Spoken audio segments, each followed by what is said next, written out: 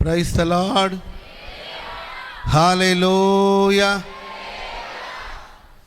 అందరికీ నిండు మనస్సు నా హృదయపూర్వకమైన వందనాలు. అందరికీ వందనాలు, స్తోత్రాలు, శుభాలు తెలియచేస్తున్నాను. పక్కన వాళ్ళు కూడా ఈ సందర్భాన ఒక వందనాలు చెప్పుకోండి, వందనాలు చెప్పండి, శుభాలు చెప్పండి. Okay, God bless you. దేవుడు మనల్ని ప్రేమించి గతకాలమంతా మనకు, మన పరిచర్యకు, దైవ సేవకులకు దేవుడు తోడుగా ఉండి తన కృపారెక్కల నీడలో దాచుకొని ప్రభు మహిమగా నడిపిస్తున్నారు. మొదట నీవు కొద్దిగా ఉన్నను తుదకు మహా అభివృద్ధిని పొందుతావు అని వ్రాయబడింది. ఇదే యనమల కుదురు మందిరం ఒకప్పుడు చిన్న రేకుల షెడ్డుతో ఆరంభించబడి పరిసర ప్రాంతంలో సేవని దేవుడు నానాటికి వృద్ధి పొందించి అభివృద్ధి పొందించి మరి దేవుడి సేవా సరిహద్దుల్ని విశాలపరుస్తూ ఉన్నారు. పెరుగుతూ ఉంది. ఒక ఫ్లోర్ తర్వాత ఇంకో ఫ్లోర్ అట్లా పెరుగుతూ అభివృద్ధి పొందుతూ ఆశీర్వాదపు అనుభవాల దేవుడి పరిచయం నడిపిస్తున్నారు. విజయవాడ పరిసర ప్రాంతాల్లో సంఘాలన్నీ కూడా మరి నూతన పరచబడుతూ నూతనమైనవిగా ప్రభు మారుస్తూ అభివృద్ధి పదవిలో ప్రభు నడిపిస్తూ ఉన్నారు. అందుని బట్టి దేవుని ఎంతగానో స్తుతిస్తున్నాను. దైవ సేవకులు రమేష్ అన్న గారు కూడా విశేషమైన కృపను దేవుడు దయచేసి ఆరోగ్యం ఇచ్చి బలపరిచి ఓర్పు, ఓపిక, సహనాన్ని దేవుడు అనుగ్రహించి మరి ఈ భారభరితమైన పరిచర్యలో మరి ఆసక్తితో, ఆశతో దేవుని పని చేయాలంటే ఆశ ఉండాలి, ఆసక్తి ఉండాలి. ఆసక్తితో మరి కొనసాగించబడడానికి ప్రభు నడిపిస్తున్నారు. ఇకను కూడా దేవుడు ఘనమైన కార్యాలు జరిగించునుగాక. క్లుప్తంగా కొన్ని మాటలు మీకు నేను పంచుకుంటాను. చదవండి పరిశుద్ధ గ్రంథం బైబిల్లో నుండి లూకాసు వార్తలో 11వ అధ్యాయము 42వ వచనంలో రాయబడిన ఒక మాట మీకు గుర్తు చేయాలని ఆశిస్తున్నాను. లూకాసు వార్త 11వ అధ్యాయం 42వ వచనం. ఓకే,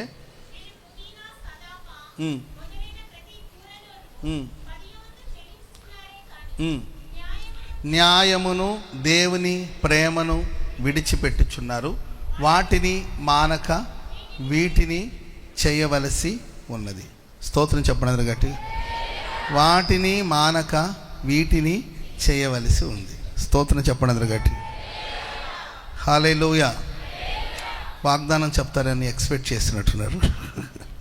వాగ్దానం కాదు, ఇదొక హెచ్చరిక. దేవుని వాక్యం కొన్నిసార్లు మనల్ని బలపరుస్తుంది, ప్రోత్సహిస్తుంది, హెచ్చరిస్తుంది, గద్దిస్తుంది, సరిచేస్తుంది. ఈ పూట ప్రభు మనకిచ్చిన మాట ఏంటంటే వాటిని మానక వీటిని చెయ్యాలి. స్తోత్రం చెప్పండి గట్టిగా. పరిసయ్యులారా, వాటిని మానొద్దు, వీటిని చెయ్యండి. వాళ్ళు ఏం చేస్తున్నారంటే పుదీనాలోను ఏంటండి, కూరలోను ఏంటండి, జీలకర్రలోను, చిలకడ దుంపలోను అన్నిట్లోనూ వాళ్ళు దేవుడికి 10వ వంతు చెల్లిస్తూ వస్తున్నారు. ఆ 10వ వంతు చెల్లిస్తూ వాళ్ళు మేము దేవుని క్రమాలన్నీ పాటిస్తున్నాము, విశ్రాంతి దినాన్ని పాటిస్తున్నాము, దేవుని అనుసరిస్తున్నాము, ఉపవసిస్తున్నాము, ప్రార్థన చేస్తున్నామని వాళ్ళు చేసిన కార్యాలన్నిటిని బట్టి వాళ్ళు అతిశయిస్తూ సంతోషిస్తున్నప్పుడు యేసుక్రీస్తు ప్రభుల వారు అంటారు, మీరు చెల్లిస్తూ ఉన్నారు మంచిదే, కానీ అవసరమైన న్యాయమును, దేవుని ప్రేమను, కనికరాన్ని వీటిని మీరు విడిచిపెడుతున్నారు. అవసరమైనది ఏంటి? దేవుని ప్రేమ. అవసరమైనది ఏంటి? న్యాయం. అవసరమైనది ఏంటి? ప్రజల పట్ల కనికరం చూపే అనుభవాలు. వీటన్నిటిని కూడా మీరు విడిచిపెట్టేశారు. కనుక మీరు అనుసరించవలసింది వీటిని మీరు చేయండి. దేవుని ప్రేమను కలిగి ఉండండి, న్యాయము కలిగి ఉండండి, కనికరమును కలిగి ఉండండి, వీటిని చేయండి అని చెప్తూ ప్రభు వారికి చెప్పిన మాట ఏంటంటే అట్లని వాటిని మానొద్దు, వాటిని మానక వీటిని చెయ్యండి. స్తోత్రం చెప్పండి గట్టిగా గట్టిగా. హల్లెలూయా. ప్రేమించాలి, కనికరించాలి, సేవ చేయాలి, ప్రేమ చూపాలి, ఇవన్నీ చేయాలి. ఇది ప్రభు చెప్పిన బోధ. వీటిని చెయ్యండి. వీటిని చేస్తూ వాటిని మానొద్దు. ధర్మశాస్త్రాన్ని అనుసరించే విషయంలో కానీ, విశ్రాంతి దినాన్ని అనుసరించే విషయం కానీ, దేవుని సన్నిధిలో భయభక్తులు కలిగి జీవించే విధానాలు కావాలి, ఆజ్ఞలు, ఆయన విధులు, ఆయన శాసనాలు, ఆయన ఇచ్చిన చట్టాలు, వాటిని విడిచిపెట్టొద్దు. నేను కనికరిస్తాను, ప్రేమిస్తాను, న్యాయంగా ఉంటాను, ఇది చెయ్యాలి. కానీ వాటిని విడిచిపెట్టకుండా, వాటిని విడవక వీటిని కూడా మీరు చేయాలని ప్రభు బోధిస్తూ వచ్చారు. చాలామంది అనుకుంటారు యేసు ప్రభు వచ్చి ధర్మశాస్త్రాన్ని కొట్టివేయడానికి కోసం వచ్చారంటే, ప్రభు అంటారు ధర్మశాస్త్రం నేను కొట్టివేయడానికి రాలేదు, ధర్మశాస్త్రాన్ని నెరవేర్చిన కొరకు నేను వచ్చున్నాను. చప్పట్లు కొడుతూ స్తోత్రం చెప్పండి గట్టిగా. వాక్యాన్ని కొట్టివేయడానికి కొరకు దేవుడు రాలేదు, వాక్య నెరవేర్పు కొరకు యేసుక్రీస్తు ప్రభులు వారు ఈ లోకానికి వచ్చారంటే అవన్నీ ప్రవక్తలు చెప్పిన ప్రవచనాలు. ఆది కాండవుల నుండి మొదలవుతుందండి యేసుక్రీస్తుని గురించిన ప్రవచనాలు. ఆ ప్రవచనాలన్నిటినీ, ప్రవక్తలు ప్రవచించిన ప్రవచనాలన్నిటినీ, ధర్మశాస్త్రం అంతటిని నెరవేర్చడానికి కోసమే క్రీస్తు ప్రభు వచ్చారు, కానీ వాటిని కొట్టివేయడానికి కొరకు ఆయన రాలేదు. చాలామంది అది పాత నిబంధన, అదే నిబంధన, ఆ పాత నిబంధనలో ఏమీ లేదు అని అనుకుంటూ ఉంటారు. యేసు ప్రభు చెప్పారు, వాటిని మానక వీటిని చెయ్యండి. స్తోత్రం చెప్పండి అందరూ గట్టిగా. నేను ఒక 2-3 మాటలు బైబిల్ గ్రంథంలో, పరిశుద్ధ గ్రంథంలో భక్తులు మానక చేస్తూ వచ్చిన కొన్ని కార్యాలు ఏమిటి, మానక వాళ్ళ పనులు చేయడానికి కారణాలు ఏంటి, దానివల్ల కలిగింది ఏంటి, అవన్నీ కూడా ఒక 2-3 మాటలు మీకు చెప్పి నేను వర్తమానాన్ని ముగించాలని ఆశిస్తున్నాను. మొదటి మాట, తెస్సలోనికులకు రాసిన మొదటి పత్రిక 2వ అధ్యాయము 13వ వాక్యం. తెస్సలోనికులకు రాసిన మొదటి పత్రిక 2వ అధ్యాయం 13వ వాక్యం. మేము దేవుని గూర్చిన,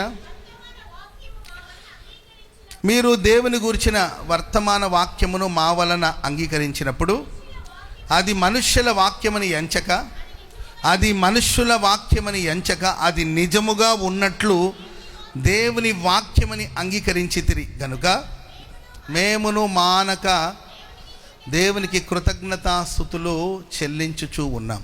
స్తోత్రం చెప్పండి అందరూ గట్టిగా. మేమును మానక దేవునికి కృతజ్ఞతాస్తుతులు చెల్లించుచూ ఉన్నాం. మానక దేవునికి కృతజ్ఞతాస్తుతులు చెల్లించాలి. పక్కన వాళ్ళని చూసి చెప్పండి, మానక దేవునికి కృతజ్ఞతాస్తుతులు చెల్లించాలి. ఏ స్తుతులు చెల్లించాలండి? స్తుతి స్తుతి స్తుతి స్తుతి కాదండి, కృతజ్ఞతాస్తుతి. హల్లెలూయా. స్తోత్రం చెప్పండి, స్తోత్రం చెప్పండి.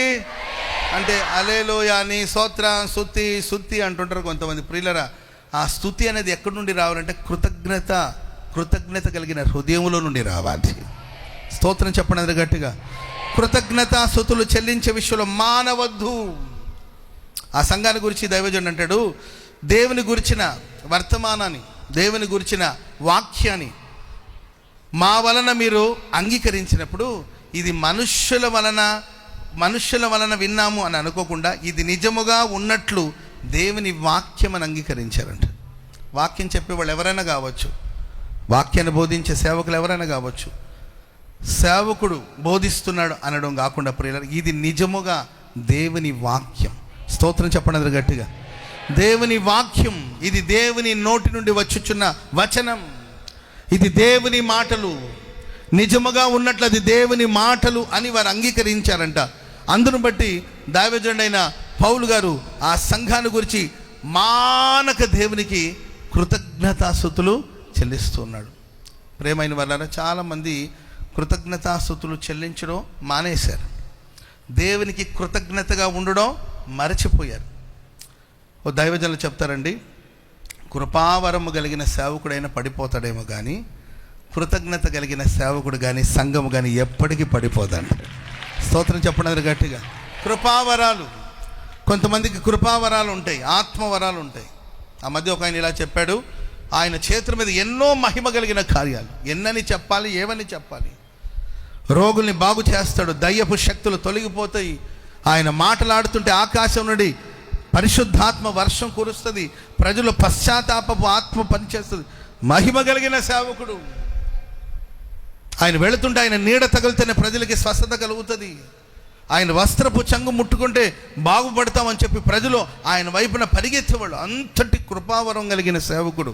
ఇలా సేవ చేస్తూ ఒకానొక సమయంలో అతన్ని అపవాది ప్రేరేపిస్తే ఆయన అన్నాడు, నేను చెయ్యని పనులు ఏమున్నాయి, అద్భుతాలు చేస్తున్నాను, ఆశ్చర్యకార్యాలు చేస్తున్నాను, రోగులు స్వస్థత పొందుతున్నారు, నా నోట మాట వస్తుంటేనే మహిమ కలిగిన ఆత్మవర్షం కురుస్తుంది అని ఒకరోజు సభలో నిలబడి మీరు ఎవరో కోసం ఎదురు చూడాల్సిన అవసరం లేదు, మీరు ఎదురు చూస్తున్న దేవుడు నేనే అని చెప్పేశారంట. ఎంత గొప్ప కృపావరాలు కలిగిన వాడు, ఎంత కృపావరాలతో వాడబడిన సేవకుని అపవాది వంచి నేనే మీ దేవుణ్ణని చెప్పాడంటండి. ప్రజలందరూ కొంతమంది ఉంటారు కదండి, అన్నిటికీ భజన చేసేవాళ్ళు ఉంటారు కదా, భజన చేసే జనాల్లో నిజమే నీవే మా దేవుడని కొందరు కేకలేస్తుంటే ఆత్మీయులు ఏంటి ఇలా మాట్లాడుతున్నాడని ఆలోచనలు పడిపోతుంటే ఏం చేయాలో అర్థం కాక వెంటనే అక్కడి నుండి ఆయన తన గదిలోనికి వెళ్ళి ఆయన తన వాష్రూమ్లోకి వెళ్ళాడండి. చాలాసేపు అయినా రాలా. అప్పుడు ఏమయ్యాడు అని చెప్పి వెళ్ళి తలుపు బద్దలు కొట్టి చూస్తే ఆ వాష్రూమ్లోనే పడిపోయి ప్రాణాన్ని కోల్పోయాడు. దేవుడు మనకు కృపనివ్వచ్చు, దేవుడు మనల్ని బలపరచొచ్చు, దేవుడు మనల్ని మహిమపరచొచ్చు. కానీ ప్రియులరా, కృపావరాలు కలిగిన వాళ్ళైనా పడిపోయే ప్రమాదాలు ఉంటుంది, కానీ కృతజ్ఞత ఉండాలి. కృతజ్ఞత కలిగిన వాడు ఎన్నటికీ పడిపోడు. స్తోత్రం చెప్పండి గట్టిగా, హల్లెలూయా. దైవజనులు కృతజ్ఞుడనై జీవితమంతయు సాక్షినై ఉందు, నా ఆధారమయ్యున్న యేసయ్యా నీకు కృతజ్ఞుడనై జీవితమంతయు సాక్షినై.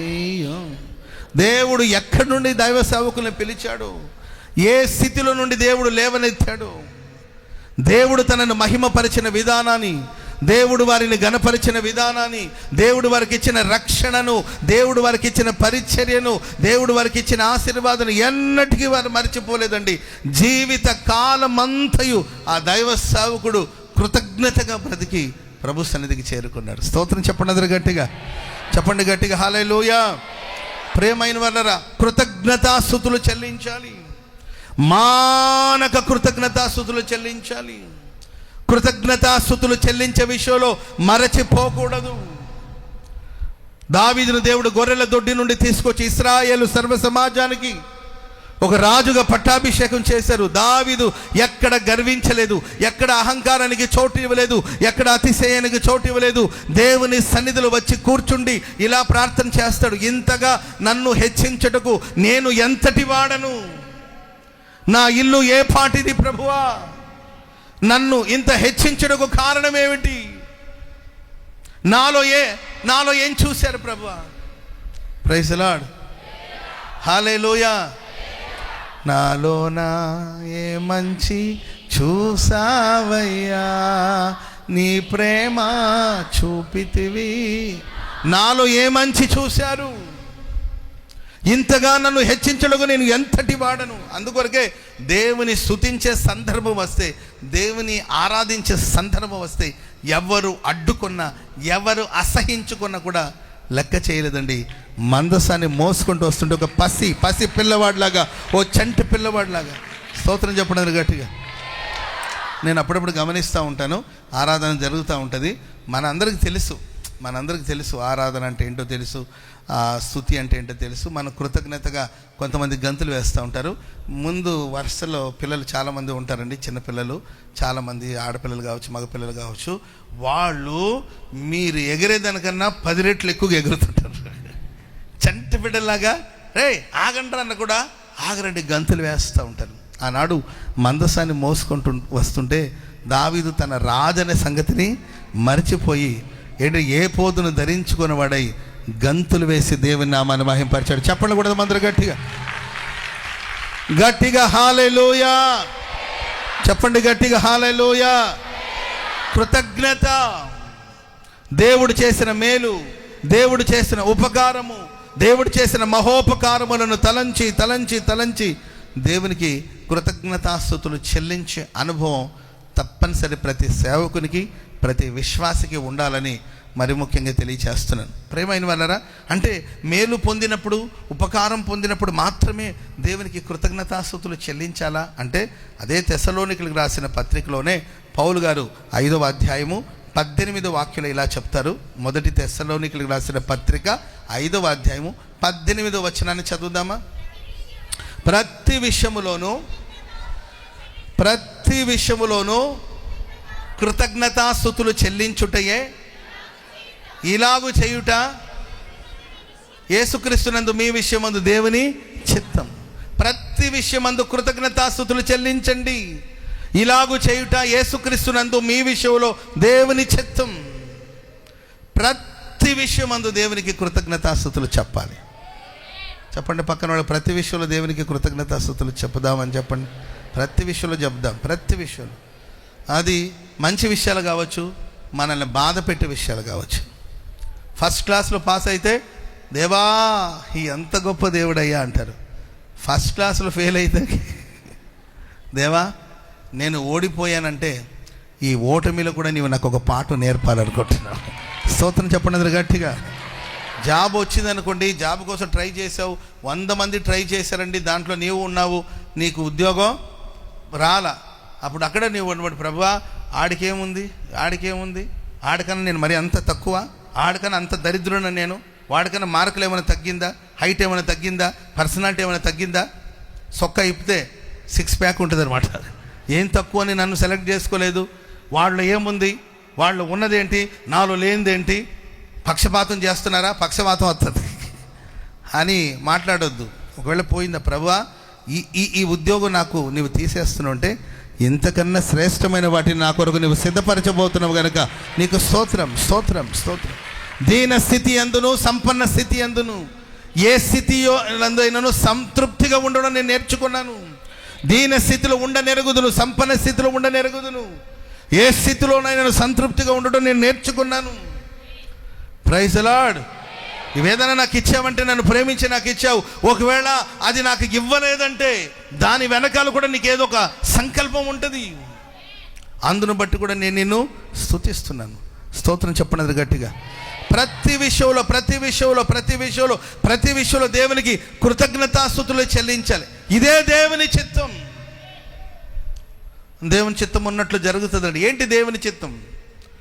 ప్రభువా నీ చిత్తమే జరిగించునుగాక. ఎన్ని తలచినా ఏది అడిగినా నీ చిత్తమే జరుగునుగాక. ఏంటి దేవుని చిత్తం? ఏంటి దేవుని మనస్సు? ఏంటి యేసుక్రీస్తునందు మన పట్ల దేవుని చిత్తం ఏంటంటే నువ్వు ప్రతి విషయంలో దేవునికి కృతజ్ఞతగా బ్రతుకు. ప్రతి విషయంలో దేవునికి కృతజ్ఞతాస్తుతులు చెల్లించాలి. ఆమెను చెప్పండి అందరు గట్టిగా.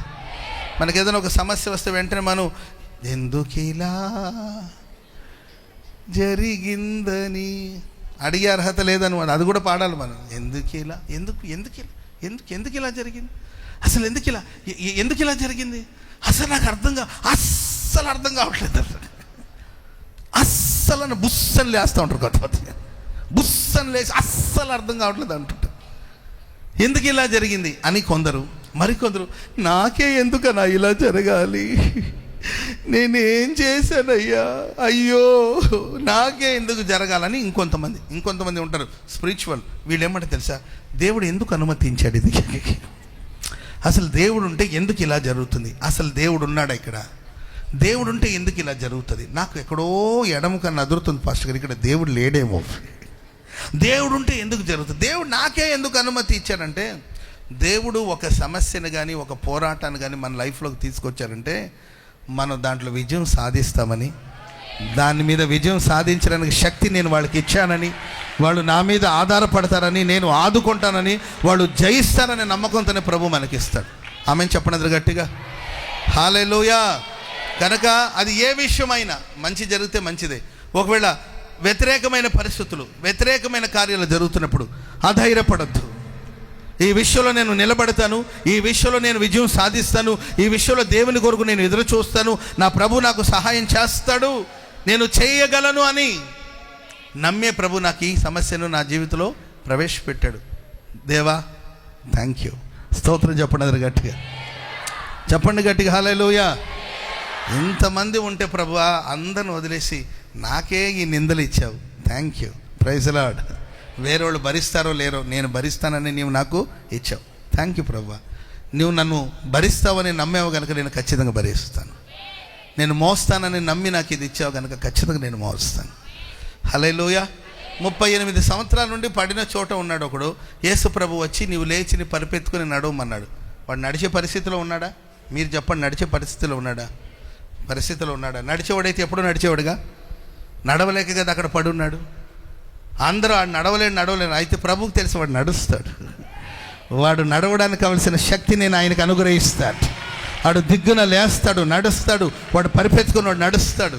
స్తోత్రం చెప్పండి అందరు గట్టిగా గట్టిగా హల్లెలూయా. కనుక అది ఏ పరిస్థితులైనా, అది ఏ పోరాటం, అన్ని విషయాలు ప్రభుని స్తుతించడం నేర్చుకోండి. అన్ని విషయంలో దేవునికి కృతజ్ఞతగా బ్రతకడం నేర్చుకోండి. దేవుడు నిన్ను శిఖరం మీద ఎక్కించిన అక్కడ కృతజ్ఞతగా ఉండు. లోయల్లో ఉంచాడా, సనగవద్దు, అక్కడ కూడా కృతజ్ఞతలు చెప్పండి. Praise the Lord. నిన్ను బిజీగా ఉంచాడా, దేవానికి స్తోత్రం, ఇంత బిజీ షెడ్యూల్ నాకు ఇచ్చారు, ఆయా సందర్భంలో బిజీ లేకుండా ఖాళీగా కూర్చుని, దేవా నీకు థ్యాంక్ యూ తండ్రి, ఎందుకంటే నాకు కొంచెం ఖాళీ ఇచ్చారు, నేను విశ్రాంతి తీసుకోవాలని. స్తోత్రం చూపండి అందరు గట్టిగా. కడుపు నిండా తిండి పెట్టారా, శుభ్రంగా తినండి ప్రభువా. అయ్యా ఎందుకయ్యా నా మీద ఇంత ప్రేమ. Praise the lord. భూమి మీది, ఆకాశంలోంది, గాల్లో ఎగిరేది, సముద్రం, ఇవన్నీ ఇచ్చావుగా ప్రభువా, నీకు స్తోత్రం అనాలి. ఎప్పుడైనా కడుపు కాలిపోయే పరిస్థితి వచ్చిన ప్రభువా, ఓవర్గా తిన్న కూడా వెయిట్ గెయిన్ అయిపోతాను ప్రభువా, నన్ను ఈరోజు నీవు పస్తుంచావు, కొంచెం వెయిట్ లాస్ అవుతాను, ఇది కూడా నాకు మంచిది దేవా, నీకు కృతజ్ఞతాస్తుతులు. చప్పట్లు కొడదాం అందరూ గట్టిగా. చెప్పండి గట్టిగా హల్లెలూయా. చెప్పండి గట్టిగా హల్లెలూయా. కాబట్టి ప్రేమైన వర్లారా, ఈ యోబులో మనం చూస్తాం, యెహోవా ఇచ్చెను, యెహోవా తీసుకున్నాడు, ఆయనకే స్తుతి కలుగునుగాక. ప్రభు ఇచ్చాడు, ప్రభు తీసుకున్నాడు, ఆయనకే కృతజ్ఞతలు, ఆయనకే కృతజ్ఞతాస్తుతులు చెల్లించే అనుభవం. కొన్నిసార్లు మీరు చూడండి, యోబు గ్రంథాన్ని మీరు చదువుకుంటూ వస్తే వాళ్ళెవ్వరూ, వాళ్ళకు మనకేం సంబంధం తెలియదు, వాళ్ళు వచ్చారు. అసలు మీరు ఎవరయ్యా, మీరు ఎందుకు వచ్చి మా మా మా ఒంటెలన్నిటిని ఎందుకు తీసుకెళ్ళిపోయారు, మా గాడిదలన్నిటిని మీరు తోలుకొని వెళ్ళిపోవడానికి కారణం ఏంటి, అసలు మీకు మాకేంటి రిలేషన్, మీకు మాకేంటి సంబంధం అంటే, సంబంధమే లేని మనుషులు మన జీవితంలోకి వస్తుంటారు. మనం అనుకుంటాం సంబంధమే లేదని, దేవుడికి ఏదో సంబంధం ఉంటుంది. స్తోత్రం చెప్పండి అందరు గట్టిగా. సో పోతే పోయింది, యెహోవా ఇచ్చాడు, యెహోవా తీసుకున్నాడు, ఆయనకే స్తుతి కలుగునుగాక, ఆయనకే మహిమ కలుగునుగాక. ప్రేమైన వర్లరా, ఒక పుస్తకాన్ని మనం ఒక బుక్ చదివామనుకోండి, ఆ ఫ్రంట్ పేజ్ చదివినప్పుడు, లేకపోతే ఆ ముఖ చిత్రాలను చదివినప్పుడు, లేకపోతే 2వ అధ్యాయమో 3వ అధ్యాయమో చదివినప్పుడు మనకు పెద్దగా ఏమి సబ్జెక్ట్ అర్థం కాదు. ఆ పుస్తకం యొక్క ముఖ్య ఉద్దేశం మనం తెలుసుకోవాలంటే ఆఖరి అధ్యాయంలోకి మనం వెళ్ళాలి. క్లైమాక్స్ అంటారు కదండి, ఆఖరి అధ్యాయంలోకి, ఓహో ఇది అలాగా, నేను ఎలాగో అనుకున్నాను, ఓహో ఇట్లా ముగించారా ఈ స్టోరీ అని ఆశ్చర్యపోతాం. Praise the lord. మన జీవితపు 1వ అధ్యాయం, 2వ అధ్యాయం, 3వ అధ్యాయంలో మనకేం అర్థం కాదండి, మనకు ఒక చివరి అధ్యాయం ఉంటుంది. ఆ అధ్యాయంలో మనకు అన్ని క్లియర్గా అర్థమవుతాయి. కనుక అర్థం కాని సబ్జెక్ట్ కోసం మీరు కంగారు పడిపోయి, అసలు ఇది ఎట్లా, అది ఎట్లా, అయ్యో అది ఎట్లా, ఇది ఎట్లా అని మీరు అట్లా కాడబట్టుకొని అట్లా వేసుకోవాల్సిన అవసరం లేదు. Praise the Lord. మనకు ఒక చివరి అధ్యాయం, మన జీవితానికి ఒక చివరి అధ్యాయం ఉందండి. ఆ ఘట్టానికి మనం చేరుకున్నప్పుడు, ఆ చోటుకు మనం చేరుకున్నప్పుడు మనకు సమస్తం స్పష్టంగా అర్థమవుతుంది. స్తోత్రం చెప్పండి అందరూ గట్టిగా. అందుకొరకే మనం ఏం చేయాలంటే ప్రియులారా, ఈ 1వ అధ్యాయం, 2వ అధ్యాయం, 3వ అధ్యాయంలో మనకు అర్థం కాని తర్జన భర్జన పడే పరిస్థితిలో మన దేవునికి థ్యాంక్ యూ కృతజ్ఞతాస్తుతులు చెల్లించుకుంటూ వెళ్తే మనకు ఒక మంచి ముగింపు ఖచ్చితంగా ఉంటుంది. హల్లెలూయా, హల్లెలూయా. యోబు గ్రంథంలో మనం చివరి అధ్యాయాలకు వెళితే 42వ అధ్యాయం 1వ వచనం చదవండి. యోబు గ్రంథం 42వ అధ్యాయం చదవండి. అప్పుడు యోబు దేవుడితో ఇలాగు ప్రత్యుత్తరం ఇచ్చాడు, నీవు సమస్తమును చేయగలవనియు, నీవు ఉద్దేశించినది ఏది నిష్ఫలం కానేరదనియో నాకిప్పుడు తెలిసింది. ఎప్పుడు తెలిసింది? 42వ అధ్యాయంలో తెలిసింది. Praise the Lord. 1వ అధ్యాయంలో స్టార్ట్ అయిందండి పోరాటాలు. 42వ అధ్యాయంలో తెలిసింది, నీవు సమస్త క్రియలను చేయగలవనియు, నీవు ఉద్దేశించినది ఏది నిష్ఫలం కానేరదని నాకు ఇప్పుడు తెలుసుకున్నాను. స్తోత్రం చెప్పడం గట్టిగా. నీవు ఏదైనా చేయగలవు, కథ మొత్తం మార్చగలవు, నీ నామముకే మహిమంతా తెచ్చుకుందు. ఏదైనా చేయగలవు, కథ మొత్తం మార్చగలవు, నీ నామముకే మహిమంతా తెచ్చుకుందు. యేసయ్యా యేసయ్యా, నీకే సాధ్యము,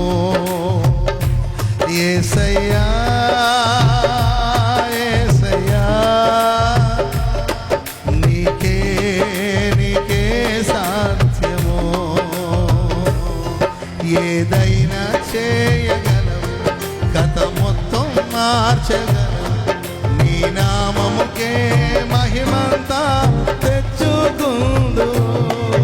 ఏమైనా చేయగలవు, గత మొత్తం మార్చగలవు, నీ నామముకే మహిమంతా తెచ్చుకుందువు. యేసయ్యా యేసయ్యా, నీకే నీకే సాధ్యమో. యేసయ్యా యేసయ్యా, నీకే నీకే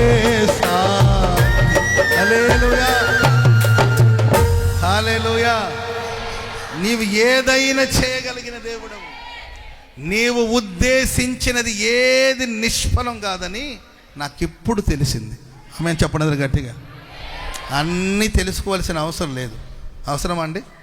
అన్నీ తెలుసుకోవాల్సిన అవసరం లేదు. కానీ ఒకరోజు వస్తుంది, ఆ రోజు సమస్తాన్ని దేవుడు మనకు బయలుపరుస్తాడు.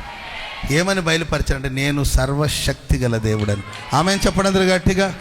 నేనేదైనా చేయగలను, నేను సర్వశక్తి గల దేవుడిని అని దేవుడు బయలుపరిస్తే, ప్రభువా ఎస్ నువ్వు సర్వశక్తి, నువ్వేమైనా చేస్తావు ప్రభు, నీకు సమస్తం సాధ్యమే. నాకు అర్థం కాలేదు గతంలో, కానీ ఇప్పుడు అర్థమైంది. కనుక అర్థమయ్యేంత వరకు నేను ఎక్కడ తూలనాడి మాట్లాడకుండా నేను స్తుతిస్తూ వచ్చాను. స్తోత్రం చెప్పండి అందరు గట్టిగా. 3వ వచనం చదవండి. 3:42 అమ్మా. జ్ఞానం లేని మాటల చేత, జ్ఞానం లేని మాటల చేత ఆలోచనను నిరర్ధకం చేయువాడు ఎవడు? అలాగున వివేచన లేనివాడనైన నేను ఏమీ నెరుగక నా బుద్ధికి మించిన సంగతుల గురించి నాకు అసలు ఏమీ తెలీదు. Praise Lord. పక్కన వాళ్ళని చూసి చెప్పండి, నాకు ఏమీ తెలియదు అని చెప్పండి. కానీ ఓవర్ చేస్తూ ఉంటాను. ఏమి తెలియనట్టు ఉండాలి కదండి. ఏమి తెలియనప్పుడు ఏదో తెలిసినట్లు బుద్ధికి మించిన మాటలు. యోబు తక్కువడు కదండి. తెలియకపోయినా ఏందేందో మాట్లాడుతూ ఉండేవాడు అనమాట. చివరికి ఆయన తెలిసిందంటే, మరి నాయన నా జ్ఞానం దేనికి పనికిరాదు, నేను ఓవర్గా పోయినట్టున్నాను ప్రభువా, ఇప్పుడు నాకు అర్థమైంది తండ్రి, పశ్చాత్తాపడతాను, నోటి మీద వేళ్ళు పెట్టుకుంటున్నాను, నోటి మీద చేసుకుంటున్నాను. బాబు పొరపాటు అయిపోయింది, నా జ్ఞానం ఎక్కడ, నేను పెద్ద జ్ఞానిలాగా ఫీల్ అయ్యాను, నా జ్ఞానం అంతా వృధా, నీవే సర్వజ్ఞాని. చప్పట్లు కూడా అందరూ గట్టిగా గట్టిగా గట్టిగా హల్లెలూయా చెప్పండి, గట్టిగా హల్లెలూయా. ఆయన సర్వశక్తి గల దేవుడు అనే ప్రత్యక్షత కలిగింది. ఆయన సర్వజ్ఞాని, ఆయన సర్వజ్ఞాని అనే ప్రత్యక్షత అతను కలిగింది. అంతేకాదండి, 3వదిగా ఆయన అంటాడు, ఇప్పుడు వరకు నిన్ను గురించి విన్నా నేను. చదవండి ఆ మాట కూడా, 5వ వచనం. వినికిడి చేత నిన్ను గురించిన వార్త నేను విన్నాను, అయితే ఇప్పుడు నేను కన్నులారా నిన్ను చూస్తున్నాను. స్తోత్రం చెప్పండి గట్టిగా. 42 అధ్యాయంలో జస్ట్ వీరికి వింటూ వచ్చాడు. ఊజు దేశంలోనే గొప్పవాడు కావచ్చు, భయభక్తులు గలవాడు కావచ్చు, యథార్థవంతుడు కావచ్చు, గొప్పవాడు కావచ్చు, అనేకులకు ఆదర్శవంతమైన జీవితాన్ని జీవించిన వాడు కావచ్చు, ఆయన తలపైన దేవుని యొక్క దీపం వెలుగుతూ ఉండొచ్చు, అందరూ అతని అదృష్టవంతుడని పిలిచి ఉండొచ్చండి. ఆయన పెట్టిన అడుగంత నేతిలో పడ్డట్లు ఎన్నో శ్రేష్టమైన విషయాలు మనం చూస్తాం. ఇవన్నీ ఉన్నప్పటికీ కూడా దేవుని గురించిన పరిపూర్ణమైన అవగాహన లేదండి. కేవలం వింటూ వచ్చాడు. ఆ 42 అధ్యాయంలో కన్నులార ప్రభుని చూసే భాగ్యం లభించింది. స్తోత్రం చెప్పడం గట్టిగా.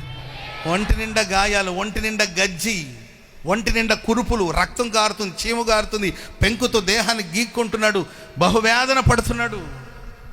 ఆ వేదనలో కూడా దేవుని చూడగలిగాడు. స్తోత్రం చెప్పడం గట్టి. ఆయన సర్వశక్తి గలవాడు, ఆయన సర్వజ్ఞాని, ఆయన సర్వవ్యాప్తి. ఆయన అన్ని స్థలములు, నీవు రోగంలో ఉండొచ్చు, నీ బలహీనతలో ఉండొచ్చు, నువ్వు బలవంతుడుగా ఉండొచ్చు, నువ్వు బలహీనుడుగా ఉండొచ్చు, నువ్వు ఏ పరిస్థితిలో ఉన్నా ప్రతి స్థలమందు ప్రభుని చూడగలవు. నీ వెళుతున్న ప్రతి మార్గాల్లో నా దేవుడు నీకు తోడుగా ఉండబోతున్నాడు. నీ ప్రక్కన నా యేసు నీడగా నిలబడబోతున్నాడు. నీడగా ప్రభు నిలబడబోతున్నాడు. ఆయన నీ ప్రక్కన ఉన్నాడు. నువ్వు గ్రహించలేని స్థితిలో ఒకవేళ ఉన్నావేమో.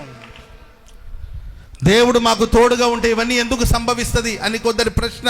దేవుడు నీకు తోడుగా ఉన్నాడు. దేవుడు తోడుగా ఉన్నాడు కనుక అందరూ ఆకలితో చచ్చిపోతున్నారు. నీకు దేవుడు ఆ గోధుమలు ఇచ్చాడు. గిద్యోను, దేవుడు నీకు తోడుగా ఉన్నాడు. గిద్యోను ప్రశ్న ఏంటంటే, దేవుడు మాకు తోడుగా ఉంటే ఇవన్నీ ఎందుకు సంభవిస్తుంది? దేవుడు తోడుగా ఉంటే శత్రులు ఎందుకు మమ్మల్ని ఇలా వేధిస్తారు? దేవుడు తోడుగా ఉంటే నేను ఎందుకు ఇలా చాటున బ్రతకవలసిన పరిస్థితులు వచ్చాయి? దేవుడు తోడుగా ఉంటే మా సంపదనంతా శత్రువు తీసుకెళ్ళిపోతున్నారు. దేవుడు తోడుగా ఉంటే ఎందుకు ఇలా సంభవిస్తుంది? మా పూర్వీకులు, మా పితరులు, మా పెద్దలు చెప్పిన కార్యాలన్నీ ఏమైపోయాయి? అరణ్యములో, ఐగుప్తులో దేవుడు చేసిన అద్భుతాలు ఏమైపోయాయి అని మాట్లాడుతుంటే, గిద్యోను, దేవుడు నీకు తోడుగా ఉన్నాడు గనక అందరూ భయపడి దాగి ఉంటే వాళ్ళకి తినడానికి తిండి లేకుండా అల్లాడుతున్నా నీకు గోధుమల దేవుడు దయచేశాడు. బలహీనుడని నీవు అనుకుంటున్నావు, బలవంతుడని దేవుడు నిన్ను చూస్తున్నాడు. స్తోత్రం చెప్పండి అందరూ గట్టిగా గట్టిగా హల్లెలూయా. కనుక ప్రేమైన వాళ్ళరా, మానక దేవునికి కృతజ్ఞతాస్తుతులు చెల్లించండి. అది శ్రమలు కానీ, పోరాటాలు కానీ, అది విజయం కానీ, యుద్ధాలు కానీ, విజయం రాని, అపజయాలు రాని, అపజయాల్లో కూడా దేవుడు పాఠాలు నేర్పిస్తాడు. ఈ 42 అధ్యాయాలు ఎన్నెన్నో పాఠాలు దేవుడు యోబుకు నేర్పిస్తూ వచ్చాడు. ఆఖరికి ఆయన తెలుసుకోగలిగాడు, ఏదో ఒక టైం వస్తుంది, ఆ రోజు పరిపూర్ణమైన ప్రత్యక్షతను దేవుడు నీకు ఇస్తాడు. ఆ రోజు తెరచిన పుస్తకంలాగా అన్ని దేవుడు నీకు బయలుపరుస్తాడు. అప్పుడు అంతవరకు నువ్వు అర్థం కాలేదు, అర్థం చేసుకోవాలని నీవు ఆరాటపడాల్సిన అవసరం లేదు. దేవుడు నిన్ను నడిపిస్తున్న మార్గంలో కృతజ్ఞతాస్తుతులు చెల్లిస్తూ అలా వెళ్ళిపోండి, అంతేకా. Praise the lord. అర్థమైతే అర్థం చేసుకుని ప్రభుని స్తుతించండి, అర్థం కాకపోతే దేవునికి స్తోత్రం. Praise the Lord. Thank you ప్రభువా, నీ కృతజ్ఞతలు తండ్రి. నేనేమై ఉన్నానో అది నీ కృప ద్వారానే అయి ఉన్నాను. నాకున్నవన్నీ నీవిచ్చిన ఏ ప్రభువా, నీకే వందనం. నన్ను ఎందుకు ఈ మార్గంలో నడిపిస్తున్నావు? నాకే ఎందుకు ఇలా సంభవిస్తుంది? నన్నే ఎందుకు అంటున్నారు? నన్నే ఎందుకు వేధిస్తున్నారు? నన్నే ఎందుకు టార్గెట్ చేస్తున్నారు? నేనేం చేశాను? అసలు నేనేం పాపం చేశాను? మనుషులందరూ మనం టార్గెట్ చేస్తుంటే మనం పాపం చేయాల్సిన అవసరమే లేదు. నువ్వు దేవుని బిడ్డవే అయితే, దేవుని చేత ఏర్పరచబడిన వాడివి అయితే, ప్రభు నిన్ను ఎంపిక చేసుకున్నాడు, నీవు దేవుని దృష్టిలో ఉన్నావనే ఆ నిశ్చయిత నీకుంటే, అది ఎత్తు పళ్ళాలు, పోరాటాలు, కొండలు, లోయలు, ఎడారులు, అడవులు, అరణ్యాలు ఏమైనా కానీ నా ప్రభుతో పాటు నేను వెళ్తూ ఉంటాను. నా ప్రభు నేను స్తుతిస్తూ ఉంటాను. నా ప్రభుని స్తుతించి కూడా నేను ఉండలేను. నా గొంతులో ఊపిరి ఉన్నంత వరకు నా దేవునికి నేను కృతజ్ఞతగా ఉంటాను. Praise the Lord. చెప్పండి గట్టిగా హల్లెలూయా, హల్లెలూయా. మేలు జరిగిన ప్రభుని స్తుతించండి, మేలు జరగకపోయినా ప్రభుని స్తుతించండి. లచ్చలు వచ్చింది అనుకోండి, దేవుని స్తుతించండి. ఏంటండి, చేతిలో చిల్లి గవ్వలేకపోయినా ప్రభుని స్తుతించండి. ఆమేన్. సందడి ఉన్న ప్రభుని స్తుతించండి. ఒంటరిగా బ్రతకవలసిన పరిస్థితి వచ్చిన ప్రభుని స్తుతించండి. Praise the Lord. సరే, రెండో మాట కూడా చెప్తాను. మానక కృతజ్ఞతాస్తుతులు చెల్లించాలి, ఒకటి. రెండో మాట చదవండి, హెబ్రీ పత్రిక 10వ అధ్యాయము 24వ వచనాన్ని చదువుదామా. కొందరు మానుకొనుచు ఉన్నట్లు సమాజముగా కూడుకొనుట మానక ఒకరినొకరు హెచ్చరించుకోండి. ఆ దినము సమీపించుట మీరు చూచిన కొలదిగా మరీ ఎక్కువగా అలాగూ చేస్తూ, ప్రేమ చూపడానికి, సత్కార్యములు చేయుట కొరకు ఒకరినొకరు పురికొల్పవలనని ఆలోచింతుము. స్తోత్రం చెప్పండి అందరు గట్టిగా, చెప్పండి గట్టిగా హల్లెలూయా. కొందరు మానుకున్నట్లు, తలలు పైకెత్తి వినండి. కొందరు మానుకున్నట్లు, వింటున్నారా? కొందరు మానుకొనున్నట్లు సమాజముగా కూడుట మానక. స్తోత్రం చెప్పండి అందరు గట్టిగా. అందరూ వచ్చారా ఈరోజు అంటే కొందరు రాలేదనే చెప్పాలి. Praise the Lord. ఏం పోతాంలే, ఎప్పుడు పోయేదే కదా, ఏ ఇంట్లో కూర్చొని చూస్తే అది కూటం కాదంటారా? మనం రాలేదనే కదా, మనలాంటి బలహీనుల కోసమే కదా దేవుడు లైఫ్ సిస్టమ్ ఒకటి ఏర్పాటు చేశాడు కదా. అక్కడైనా మనకు సరిగ్గా కనబడదు, వినబడదేమో, కానీ ఆ గుంపుల సేవకుడు ఎక్కడో మూల మీద ఒక అగ్గిపుల్లలా కనబడుతుంటాడు. మేము దూరం నుండి చూస్తే, ఇంట్లో అయితే కళ్ళల్లో పెట్టుకొని చూసుకోవాలి సేవకుడు. Praise the Lord. అక్కడైతే కొంచెం సౌండ్ పెంచమంటే పెంచుతారో లేదో తెలీదు, సౌండ్ తగ్గిమంటే తగ్గిస్తారో లేదో తెలీదు. ఒక్కొక్కసారి చెవులో రక్తం కూడా వస్తుంటుంది, తుడుచుకోవడానికి టిష్యూ పేపర్ కూడా ఉండదు అక్కడ.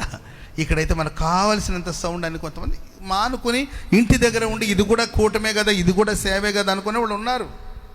కొందరు మానుకున్నారు. మానుకోవడానికి కారణాలు ఏదైనా కావచ్చు. ఏమ్మా చర్చికి ఎందుకు రావట్లేదు అని అడిగితే ఏదో కారణాలు చెప్తుంది ఆ తల్లి. ఏంటి బ్రదర్ మీరు దేవుని మందిరానికి రాలేదంటే ఏదో కారణాలు చెప్పుకుంటారు వాళ్ళు. కారణాలు అంటే సాకులు చెప్పడానికి బోల్డని ఉంటాయి, కారణాలు బోల్డని ఉంటుంది. సంఘముగా కూడుకుంటే కొంతమంది మానేశారు. దావీదు పౌలు గారు హెబ్రీ సంఘానికి రాస్తారు, కొందరు మానుకొనినట్లు మీరు సంఘముగా కూడుకొనుట మానక సమాజముగా కూడుకోవాలి. ఏదో ఒక సందర్భంలో సమాజంగా కూడుకొని మనం ప్రార్థన చేసుకుంటూ ఉండాలి. స్తోత్రం చెప్పండి గట్టిగా. ఇప్పుడు మీరు వెళ్ళాలి. కూటమైన తర్వాత వెళ్తారా?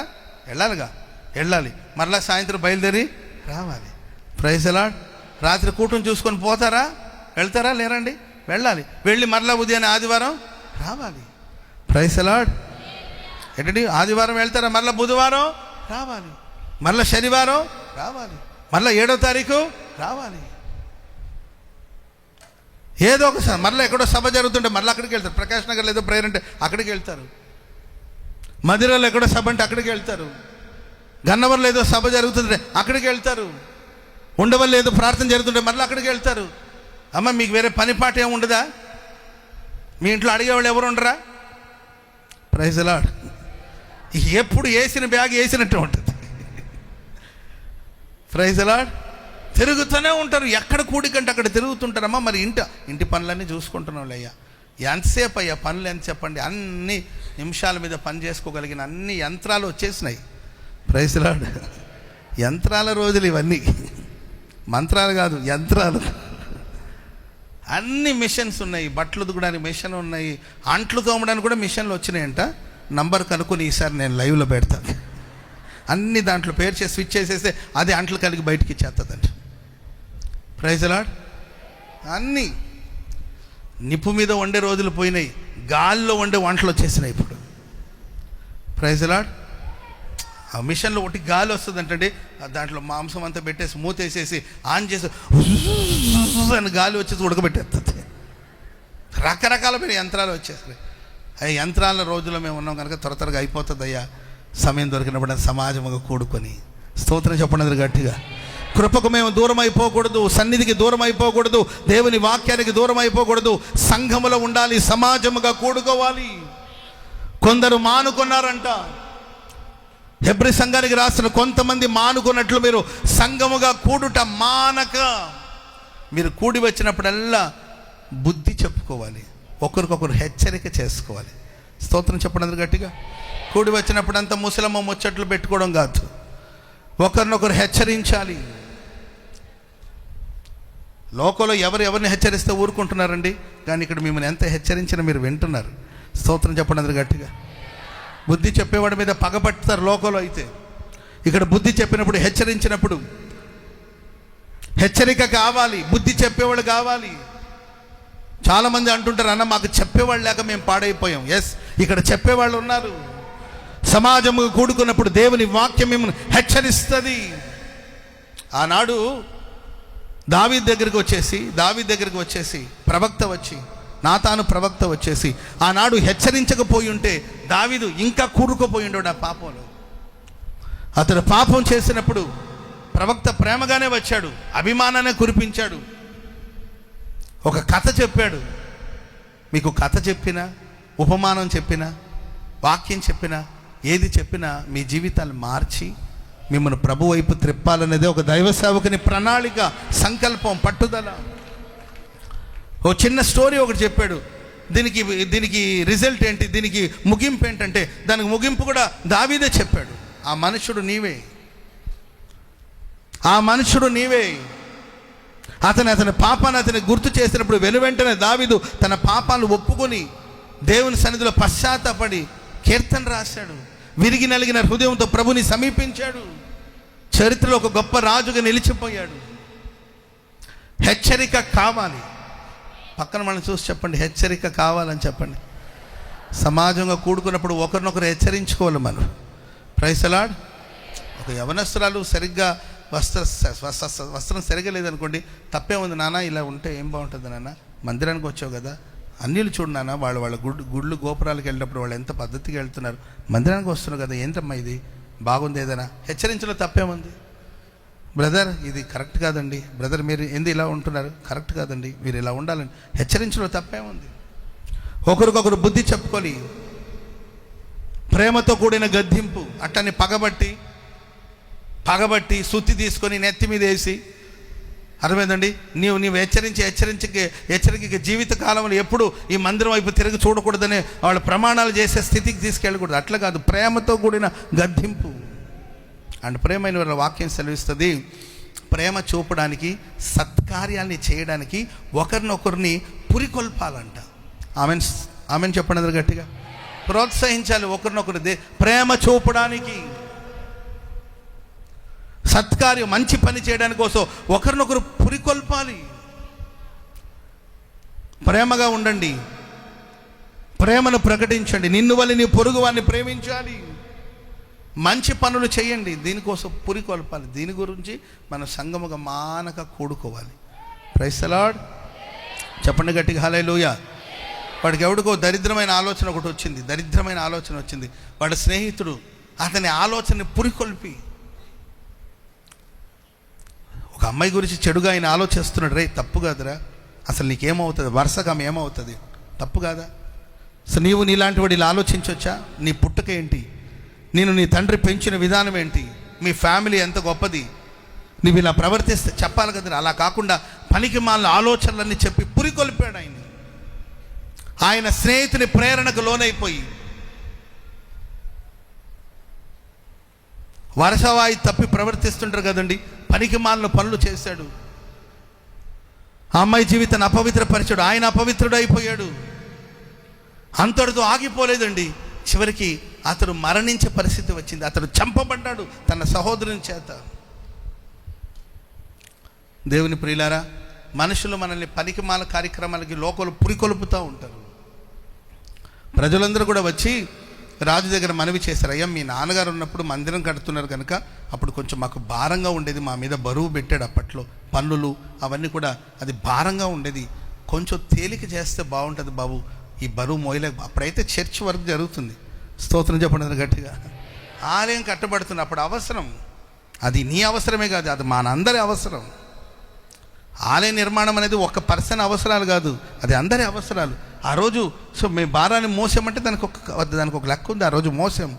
ఇప్పుడు ఆలయ నిర్మాణ కార్యం అయిపోయింది, మీ నాన్నగారు కూడా దేవుని సన్నిధికి వెళ్ళిపోయారు, ఇప్పుడు మీరు రాజు అయ్యారు, ఇప్పుడు ఈ భారం కొంచెం మాకు ఇబ్బందిగా ఉంటుంది, అదే మెయింటైన్ చేస్తూ ఉన్నారు. అప్పుడున్న ఆ పన్నులు అదే మెయింటైన్ చేస్తున్నారు. సో ఇది కొంచెం మాకు భారంగా ఉంటుంది బాబు, కొంచెం తేలిక చేస్తే బాగుంటుంది కదా అంటే పెద్దలందరూ పిలిపించి ఆయన సలహా అడిగితే వాళ్ళు చెప్పారు, ఎస్ అవును బాబు, ఇప్పుడు కానీ మీరు లోబడ్డారనుకోండి, వాళ్ళ మాట విన్నారనుకోండి, జీవితకాలం అంతా వాళ్ళు మీకు బానిసలుగా ఉంటారు, జీవితకాలం అంతా మీకు లోబడతారు అని పెద్దల ఆలోచన చెప్తే, ఈ ఆలోచన ఆ కుర్రోడికి నచ్చలా.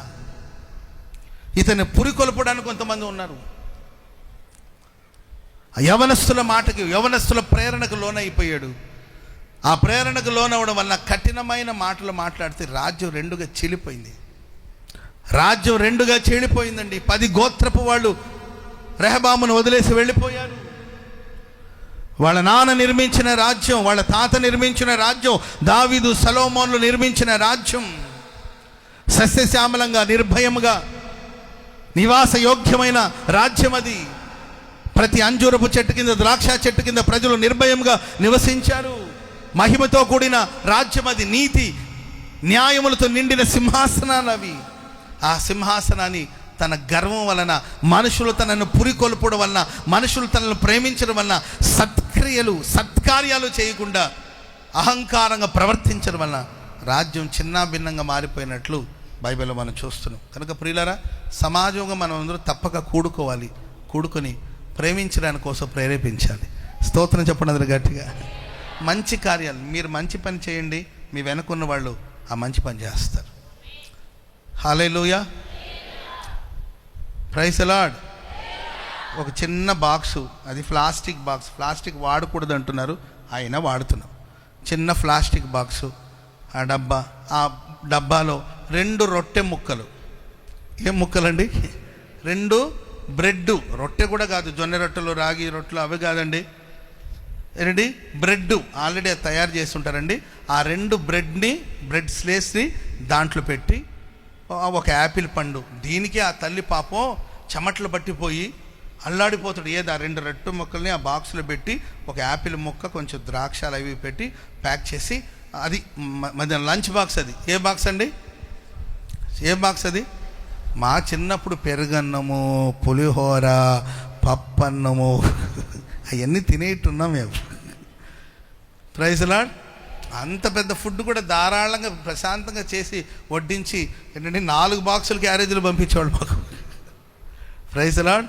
పర్టికులర్గా ఒక బాక్సే పట్టుకుని వెళ్ళేవాళ్ళు. ఈ చిన్న బాక్స్లో 2 బ్రెడ్ ముక్కలు పెట్టి ఒక యాపిల్ పండు, కొంచెం క్రేప్స్ ఏదైనా పెట్టి, వాళ్ళమ్మ బిడ్డకి ఏమని చెప్తుంది, నాని ఎవ్వరికి ఇవ్వద్దు నాని, నువ్వు మాత్రమే తిన్నాని అని చెప్పి పంపిస్తుంది. ఈ నానిగాడు ఏం చేస్తాడు తెలుసండి, ఎవరికి ఇవ్వకుండా తిని తిని తిని తిని తిని తిని వాడు మైండ్లో అది ఫిక్స్ అయిపోయి చివరికి ఏంటండి, ఈ నాని వాళ్ళ అమ్మ ఉంది కదండి, ఈమె గూనిగా మారింది. నాని వాళ్ళ అమ్మ గూని అంటే పెద్దది అయిపోయింది, వీడు పెద్దోడు అయిపోయాడు, పెళ్ళిళ్ళు చేసుకున్నాడు, పిల్లలు కన్నాడు.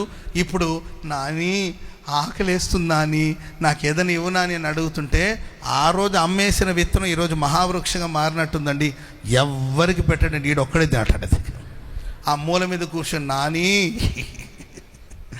నాని అంటే గూని కూర్చో అక్కడ. ఎవరు పెంపకం ఇది చెప్పాలి? ఎవరు పెంపకం అండి? మనుషుల్ని ప్రేమించాలి, అభిమానించాలి, మంచితనం ఉండాలి, సత్క్రియలు ఉండాలి, మనుషుల్ని సన్మానించాలి. లేవండి ఈ రోజుల్లో, అసలు రోజులు లేవు. బిడ్డలకు రెస్పెక్ట్ నేర్పించడం తెలియట్లేదు కొంతమందికి. పెద్ద చిన్న అనే భయం లేకుండా పోతుంది. గురు దైవం అనే ఏంటంటే భయం లేకుండా పోతుంది కొంతమందికి.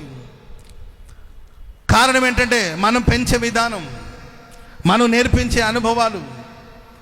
వాక్యం సెలవు సంగముగా మనం కూడుకున్నప్పుడు ఒకరినొకరు హెచ్చరించుకోవాలి. ప్రేమించే విషయంలో, సత్క్రియల విషయంలో, సత్క్రియలు, మంచి క్రియలు, సత్కార్యాలు, మంచి కార్యాలు, అతిథి ధర్మం. Praise the lord.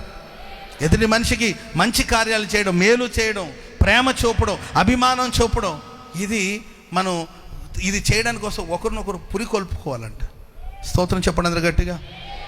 నేను ఎప్పుడు చెప్తుంటానండి, ఆది అపోస్తుల రోజులో ఒకవైపున సేవ జరుగుతున్నప్పటికీ వాళ్ళు అన్యజనులు వాళ్ళ దగ్గరికి వచ్చినప్పుడు, విందుకు పిలిచినప్పుడు విందులో వాళ్ళని పిలవనిపించు, ఎవరిని పిలవకుండా వాళ్ళు భోంచేసేవాళ్ళు కాదంట.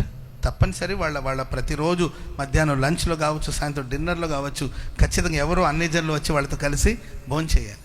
వాళ్ళకు ఉన్నదే, ఒకవైపున రొట్టె, ఇంకొక వైపున ద్రాక్షారసం, ఇంకొక వైపున నూనె, ఇంకొక వైపున ఉప్పు. ఇది వాళ్ళ బల్ల మీద ఉంటుందంట భోంచేసేటప్పుడు. రొట్టె, ద్రాక్షారసం, ఆ నూనె, ఆ తర్వాత ఉప్పు. రొట్టె వాళ్ళకి వడ్డించేటప్పుడు అంటారంట, యేసుక్రీస్తు వారి యొక్క శరీరం.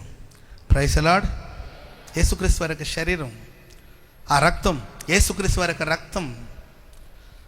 యేసుక్రీస్తు ఎందుకు నా రక్తాన్ని పానం చేయమన్నారు అని అంటే, ప్రియమైన వాళ్ళరా, కొంతమంది అంటుంటారు, భయం అనేది నా బ్లడ్లోనే లేదు బ్రదర్ అంటుంటారు. ఎక్కడ ఉండదు అంటండి భయం అనేది? అంటే బ్లడ్లో అతని స్వభావం. యేసు ప్రభు నా రక్తాన్ని పానం చేయండి అంటే, ఒకటి ఆయన మరణ పునరుద్ధానాన్ని జ్ఞాపకం చేసుకోవడానికి, రెండవదిగా ప్రియులారా ఆయన రక్తంలో మన పాలు భాగస్తులుగా మార్చబడినప్పుడు ఆయనలో ఉన్న దివ్యమైన స్వభావాలు, ఆయనలో ఉన్న స్వభావాలు మనలో పని చేయాలి. స్తోత్రం చెప్పడం గట్టిగా. గబక్కని రొట్టె తినేసి ద్రాక్షారసం తాగేసి మూతి తుడుచుకుని వెళ్ళిపోయామంటే సరిపోలా. ఆయన స్వభావం, ఆయన బోధ, ఆయన ఉపదేశం కలిగి ఉండాలి. రొట్టెని పంచారు, ద్రాక్షారసం పంచారు, ఉప్పు, మీరు లోకానికి ఉప్పై ఉన్నారనే సందేశం ఇచ్చేవాళ్ళు. వాళ్ళు వెళ్ళేటప్పుడు వాళ్ళ తలకంత నూనె రాసి పంపించేవాళ్ళంట. వాళ్ళు పెట్టిన రొట్టె, తాగిన ద్రాక్షారసం ఏంటండి, వాళ్ళు బోధించిన ఉప్పును గురించి బోధించిన బోధ, ఆ తల మీద రాసిన ఆ నూనె ఏంటండి. ప్రియులారా, వాళ్ళు వెళుతూ వాళ్ళు బోధించిన బోధ, వాళ్ళు చూపిన ప్రేమను బట్టి అనేకులు దేవుని వైపు త్రిప్పబడ్డారు. స్తోత్రం చెప్పండి గట్టిగా. హల్లెలూయా. ఆదిమ క్రైస్తవ సంఘాల చరిత్రను చదువుతుంటే, ఆ రోజుల ప్రియులారా ప్లేగ్ లాంటి వ్యాధులు, రకరకాలమైన రోగాలు మనుషులను వేధిస్తున్నప్పుడు ఊర్లో నుండి వాళ్ళని వెలివేసేసేవాడు. ఊరికే కొన్ని అంటు వ్యాధులు వచ్చేసి ఆ ఊరిని అందరూ వెలివేసి దూరంగా ఉంచేవాళ్ళు. అలాంటి వాళ్ళ మధ్యలోనికి దేవుని ప్రజలు వెళ్ళి సేవ చేశారు. వారికి వెళ్ళి సేవ చేశారండి. నా అనుకునేవాళ్ళు, మన అనుకునేవాళ్ళు దూరంగా పెట్టినప్పుడు క్రైస్తవ సహోదరులు, క్రైస్తవ కుటుంబాలు వాళ్ళ దగ్గరికి వెళ్ళి, ఆ రోగం నాకు కూడా సోకుతుందేమనే భయం లేదు, ఆ వ్యాధులు సోకుతుందేమో, అంటువ్యాధి, నేను నష్టపోతామని భయం లేదు. ధైర్యంగా వెళ్ళి వాళ్ళకి ఉపచారం చేశారు, సత్కార్యాలు చేశారు, వారికి ప్రేమ చూపించారు, వారిని హక్కున చేర్చుకున్నారు, వారి గాయాల్ని కట్టారు, వారిని ఓదార్చారండి. వాళ్ళు ఒకవైపున ఆరోగ్యాన్ని పొందుకుంటారు, అదేవిధంగా వాళ్ళ ఆత్మ కూడా బాగుపడి అనేకులు యేసు వైపు త్రిప్పబడ్డారు. చప్పట్లు కొడదాం అందరు గట్టిగా, చప్పట్లు కొడదాం అందరు గట్టిగా, గట్టిగా హల్లెలూయా. కనుక ప్రియులారా, మానక మనం సమాజముగా కూడుకోవాలి. చర్చికి దూరం అవ్వద్దు. పక్కన వాళ్ళని చూసి చెప్పండి, ఏదైనా మందిరానికి దూరం అవ్వద్దు, దేవుని సన్నిధికి దూరం అవ్వద్దు, దేవుని సన్నిధిలో ఉండాలి.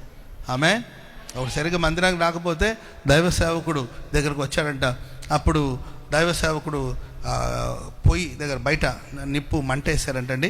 ఆ పొయ్యిలో కట్టెలన్నీ వేశారు, మండుతూ ఉంది ఆ పొయ్యి. దైవజనుడు అక్కడ కూర్చున్నాడు, పెద్ద ఆయన అక్కడ కూర్చున్నాడు, చలి కాచుకుంటున్నాడు.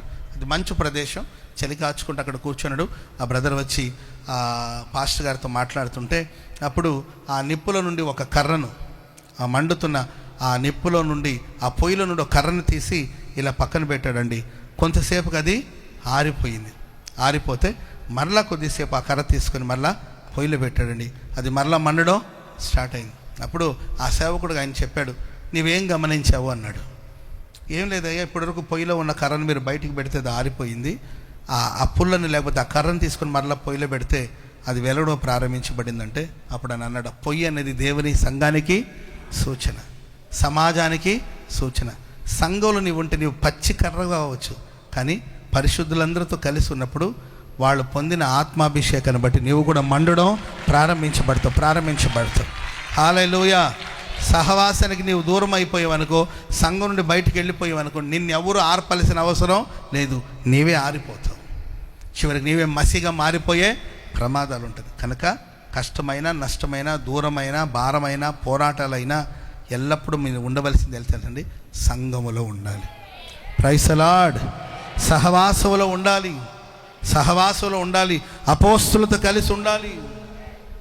అపోస్తుల బోధలోను, అపోస్తులతో రొట్టె విరచటలోను, సహవాసంలోను, ప్రార్థన చేయటలోను ఆదిమ క్రైస్తవ సంఘం ఎడతెగక ఉన్నారు. అపోస్తుల సంఘంలో వాళ్ళు ఎడతెగక ఉన్నారు. అందుకొరకు సంఘం ఉజ్జీవింపబడింది. వాళ్ళు ప్రార్థన చేస్తే వారు కూడి ఉన్న చోటు కంపించింది. దైవ సేవకులు నడిచి వెళుతుంటే వాళ్ళ నీడ తగిలితేనే ప్రజలు విడుదల పొందారు. యేసు నామాన్ని ఉచ్చరిస్తుంటేనే కుంటివాడు దిగ్గున లేచి నిలిచి నడిచి గంతులు వేశాడు. వేల సంఖ్యలో ప్రజలు రక్షించబడి సంఘంలో చేర్చబడతా ఉన్నారు. ఎవరు చేర్చబడ్డారు తెలుసండి? సంఘంలో రక్షించబడిన వాళ్ళందరూ సంఘంలో చేర్చబడుతున్నారు. ఆమె చెప్పండి అందరూ గట్టిగా. ఎవరు చేర్చబడాలి సంఘంలో? రక్షించబడిన వాళ్ళందరూ కూడా అనుదినము ప్రతిదినం, ఎవ్రీడే, ప్రతిరోజు రక్షించబడిన వాళ్ళందరూ సంఘంలో చేర్చబడుతున్నారు. వేలల్లో, వందల్లో కాదండి, వేలల్లో. Praise the Lord. కనుక ప్రియులారా, మన బోధలో, సహవాసంలో, రొట్టె విరుచుటలో, ప్రార్థన చేయటంలో మనం ఎడతెగక ఉండాలి. సంఘముగా కూడుకోవాలి. సహవాసానికి దూరం అవ్వద్దు. సహవాసానికి దూరం చేసే దురాత్మలు కొన్ని వస్తాయి.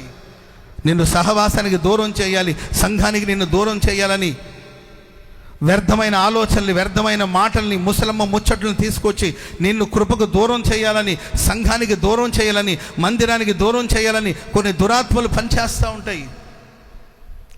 ఎన్ని పోరాటాలు వచ్చినా నీ సన్నిధికి నా జీవితకాలం అంతయు నీ మందిలో నీ నివాసం చేయాలని కోరుకుంటూ ఒకే ఒక వరం అడిగాను, నీ ప్రసన్నతను చూడడానికి, నీ ఆలయంలో ధ్యానించడానికి.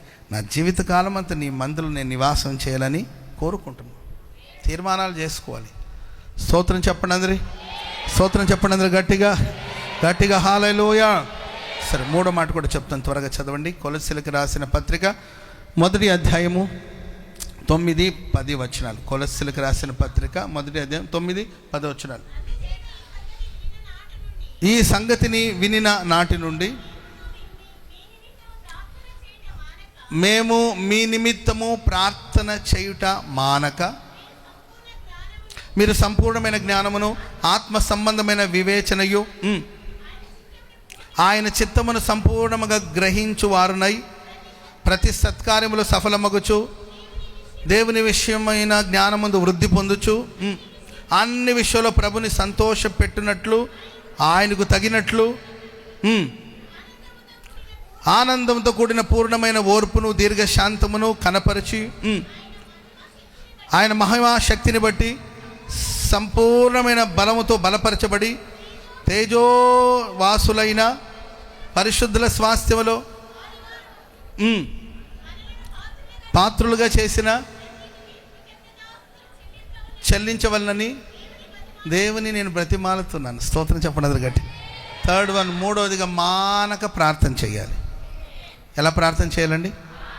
మానక ప్రార్థన చేయాలి. నిజం చెప్పండి, మీరు సరిగ్గా ప్రార్థన చేసి ఎంతకాలం అయి ఉంటుంది? మిమ్మల్ని మీరే పరీక్షించుకోండి. మిమ్మల్ని ఎవరు పరీక్షించాల్సిన అవసరం లేదు. మిమ్మల్ని మీరే నిజంగా సరిగ్గా యథార్థంగా పట్టుదలతో మెలకువగా ఉండి ప్రార్థన చేసి ఎంతకాలం అయి ఉంటుంది? చేస్తున్నాం కదండి. ప్రేమ కలిగిన తండ్రి, పగలంతా కాపాడేవయ్యా, రాత్రంతా కాపాడు, యేసునామని అడుగుతున్న తండ్రి. ఇది ప్రార్థనేనా? దేవా, రాత్రంతా కాపాడావు, సుఖమైన నిద్ర, చురుకైన మెలుకు ఇచ్చావు, నీకే వందనాలు ప్రభువా. నమ్మదగిన దేవుడు స్వామి, ఇచ్చిన ఆహారం కొరకు స్తోత్రం తండ్రి.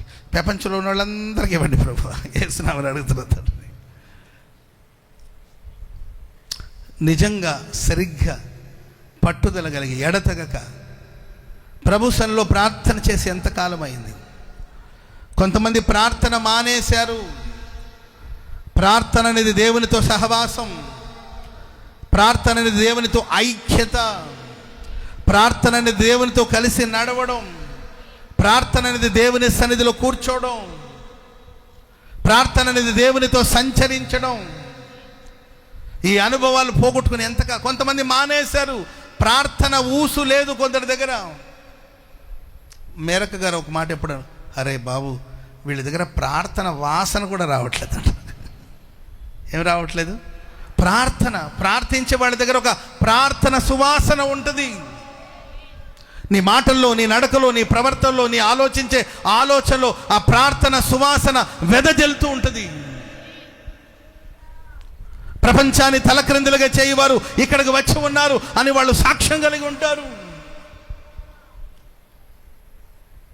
దైవజనుడు పేతురు గారండి, ఒకానొక సమయం వచ్చినప్పుడు, ఇదేంటి మనం విస్తారమైన పని పెట్టుకుని బోధించడం మానేసి, ప్రార్థించడం మానేసి పనులు పెట్టుకుంటే ఎట్లా? పని చేసేదానికోసం కొంతమందిని నిర్ణయిద్దాం. మీరు ఆ పనులు చూసుకోండి, మేము ఎడతెగగా బోధించటంలోను ప్రార్థన చేయటంలో మేము ఎడతెగగా ఉండాలి. స్తోత్రం చెప్పండి గట్టిగా. హల్లెలూయా. ప్రార్థన మానేస్తే ఎలా? పనుల్లో పడిపోయి నేను ప్రార్థన మానేస్తే ఎలా? విస్తారమైన పని పెట్టుకొని, ఆనాడు మార్త కలవరపడినట్లు విస్తారమైన పనిలో సేవ విస్తరించబడినప్పుడు ప్రార్థన విస్తరించాలి. సంఘాలు విస్తరించబడినప్పుడు ప్రార్థన విస్తరించాలి. కుటుంబం పెద్దదవుతున్నప్పుడు ప్రార్థన విస్తరించాలి. నీకు బాధ్యత పెరిగే కొద్దిగా ప్రార్థన విస్తరించాలి.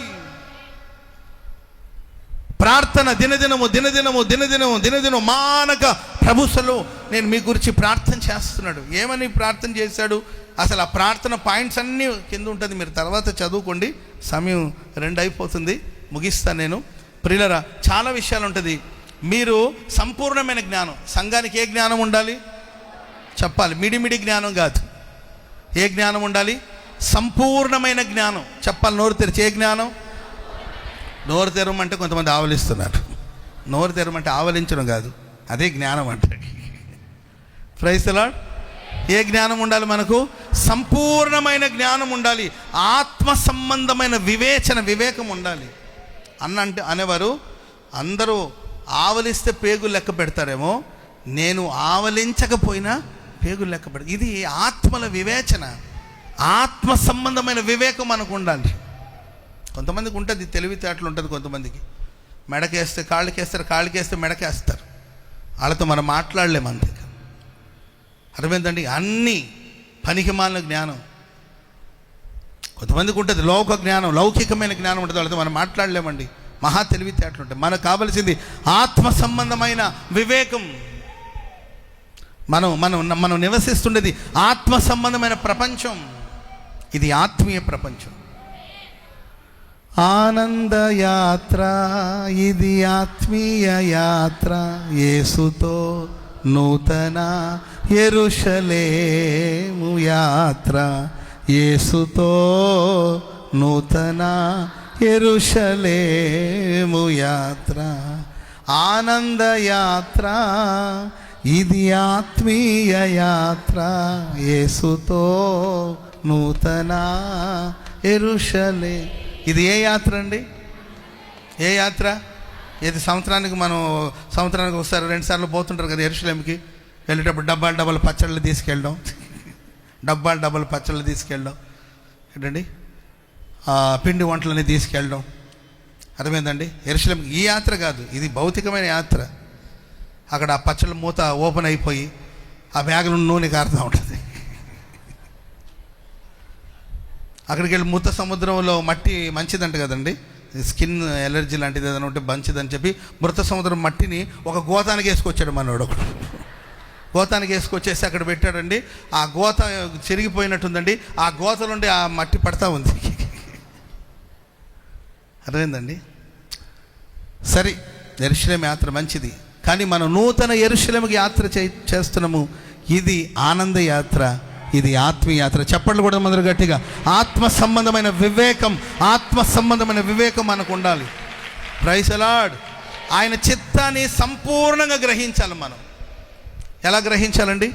ఆయన చిత్తం కంప్లీట్గా, ఆయన చిత్తం ఏమై ఉందో, ఇది దేవుని చిత్తం, ఇది దేవుని ప్రణాళిక, ఇది దేవుని సంకల్పం, ఇది దేవుని చిత్తం అని ఖచ్చితంగా చెప్పగలిగిన ఆ గ్రహింపు నీకు ఉండాలి. ఎస్, ఇది దేవుని చిత్తం, నేను దేవుని చిత్తానుసారంగా బ్రతుకు, ఇది దేవుని నాకు డౌట్గా ఉంది బ్రదర్, డౌట్గా ఉంది, దేవుని చిత్తమో కాదు. ఇంకా ఎంతకాలం కన్ఫ్యూజన్లో ఉంటావు? Praise the Lord. పెళ్లి చేసుకుని 6 పిల్లలు కనింది ఒక తల్లి. 6 పిల్లలు కన్నా తల్లి అంటది, అన్న పెళ్లి చేసుకోవడం దేవుని చిత్తమో కాదో నాకు అర్థం కావట్లేదు. 6 పిల్లలు కనే ముందు కదా అని ఆలోచించాలి.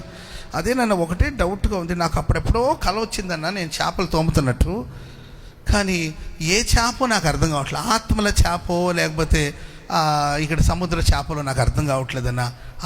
6 పిల్లలు కనే ముందు ఉండాలమ్మా నీకు ఒక సంపూర్ణమైన దేవుని చిత్తం, సంపూర్ణమైన దేవుని చిత్తాన్ని గ్రహించాలని మీ కొరకు నేను మానక ప్రార్థన చేస్తున్నాను. ఓ దైవ సేవకుడిగా నేను కోరుకునేది ఏంటంటే, మీరు క్షేమంగా ఉండాలి, అభివృద్ధి పొందాలి, ఆరోగ్యంగా ఉండాలి, ఆశీర్వాదకులు ఉండాలి, మీరు ఇల్లు కట్టాలి, మేము ఓపెనింగ్ చేయాలి. Praise the Lord. మీరు 10 రకాల వంటలు చేయాలి, మేము వచ్చి అప్పుడప్పుడు తినేసి వెళ్ళాలి. అర్థమైందండి? మీకు జీతాలు పెరగాలి. Praise the Lord. మీరు మంచిగా మీరు క్షేమంగా ఉండాలి. మీ క్షేమంతో పాటు మేము పాలిభాగస్తులుగా ఉండాలి. ఇది మీకు బాగా సంతోషాన్ని కలిగించే విషయాలు. ఇప్పుడు దాకా నిద్రపోతున్న వాళ్ళు కూడా లేచి నవ్వుతూ ఉన్నారు. Praise the Lord. నాకు ఇప్పుడే నాకు ఒక రెవల్యూషన్ వచ్చింది. అంటే నిద్రపోతున్నప్పుడు ఇలాంటిది ఏదైనా మాటలు చెప్తే వెంటనే నిద్రలేసి ఆమె అంటున్నారు. మంచిదే, మీరందరూ క్షేమంగా ఉండాలి. అదే సమయంలో ఒక సేవకుడు మానకగా చేయవలసిన ప్రార్థన ఏంటంటే, మీరు సంపూర్ణమైన జ్ఞానవంతులుగా ఉండాలి, ఆత్మ సంబంధమైన వివేకం గలవారుగా ఉండాలి, ఆయన చిత్తమును సంపూర్ణంగా తెలుసుకోవాలి. కంప్లీట్గా ఆయన చిత్తం ఏంటో, ఆయన చిత్తం మనకు అర్థం కానప్పుడు మనం విచ్చలవిడిగా ప్రవర్తించే ప్రమాదం ఉంటుంది. దేవుని ప్రజలను శపించాలా వద్దా ఆ జ్ఞానం నీకు లేకపోతే ఎట్లా? ప్రవక్త కదా, నోట మాట వస్తే అది అలాగే పరలోకం సమ్మతిస్తుంది కదా.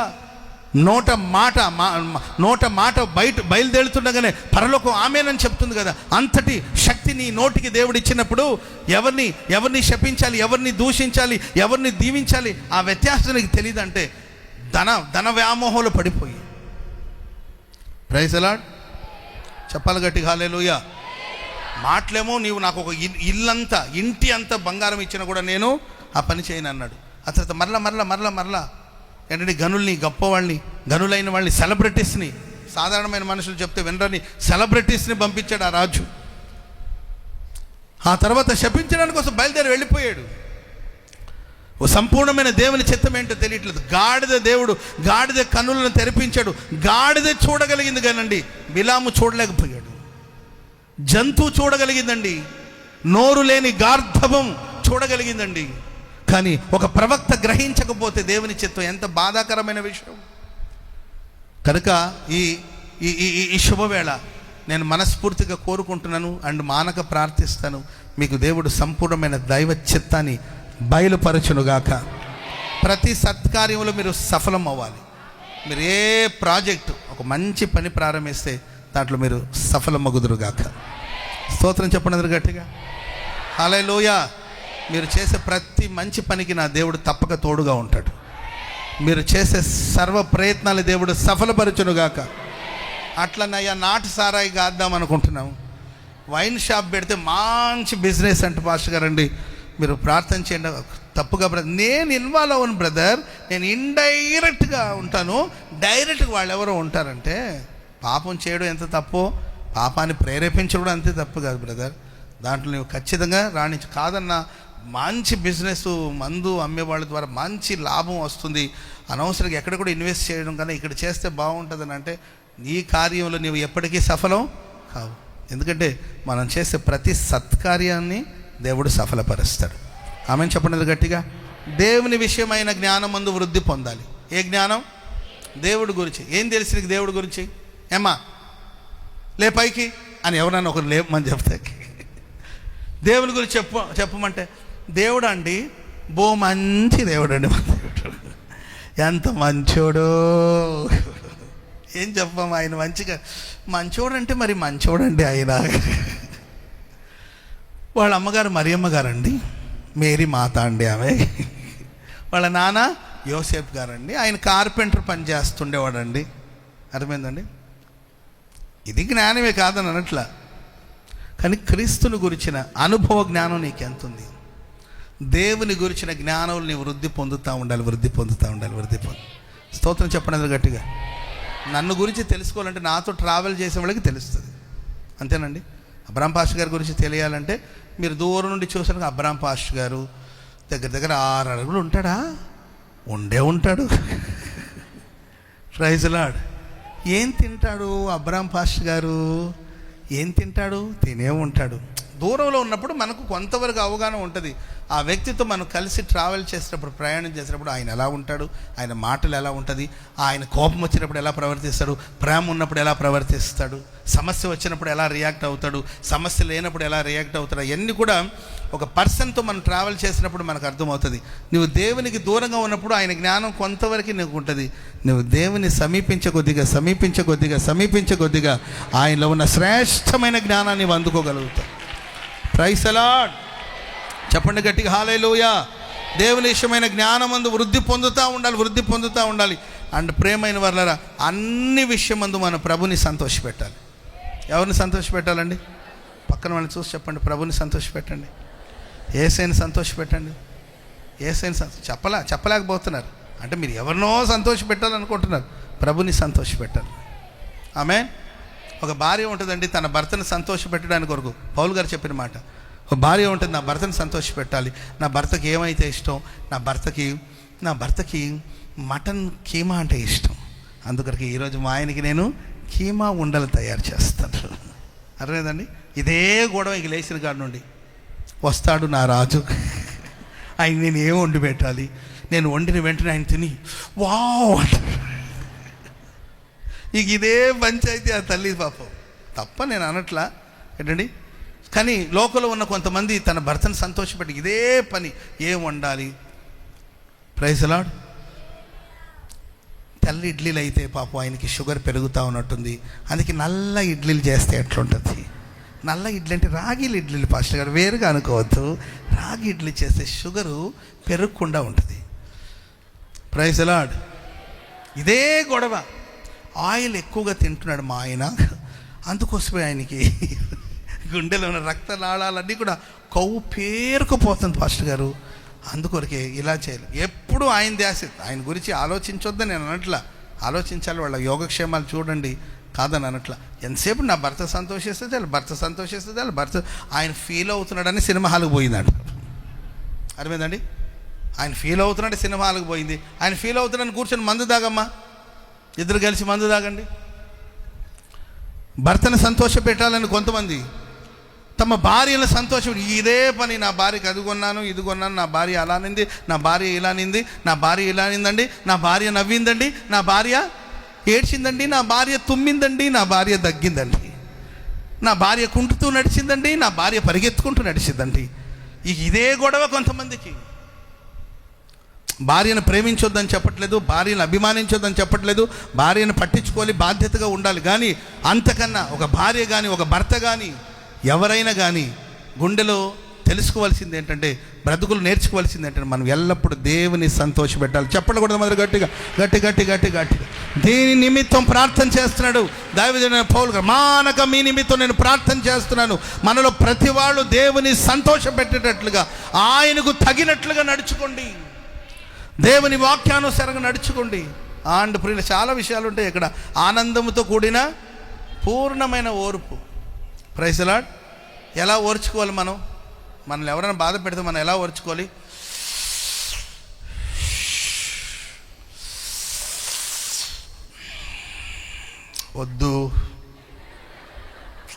వద్దు బేబీ, ఆమె ఏదో ఈరోజే వార్షికోత్సవ కూడికి వెళ్ళొచ్చాను అని ఊరికి జ్యూసులు పిలుస్తూ ఉంటాడు. సమస్యలు వచ్చినప్పుడు, శ్రమలు వచ్చినప్పుడు ఆ ఓర్పు ఎలా ఉండాలి తెలుసండి? ఆనందంతో. ఆమె చెప్పడం గట్టిగా. ఎట్లా ఓర్చుకుంటున్నాం అంటే, ఏం చేద్దాం, తప్పదుగా, కర్మకాలి, ఏం చేద్దాం, మన దేవుడు వేసాడుగా, మన నెత్తి కట్టారుగా. అట్లా ఆనందముతో కూడిన పూర్ణమైన ఓర్పు, దీర్ఘశాంతం కనబడాలంట. దీర్ఘశాంతము నీ కాడిని మోయుచు నేర్చుకుందునే, నీ ప్రశాంత పవనాలు నా వ్యామోహపు పొంగులన్నయో. దీర్ఘశాంతము నీ కాడి మోయుచు నేర్చుకుందు, నీ ప్రశాంత పవనాలు అణచనే నా వ్యామోహపు పొంగులన్నయో. నా ఓదార్పు నీదివి నీవే, నా ఆనంద క్షేత్రము నీవే. నా ఓదార్పు నీదివి నీవే, ఆనంద క్షేత్రము నీవే. పాడనా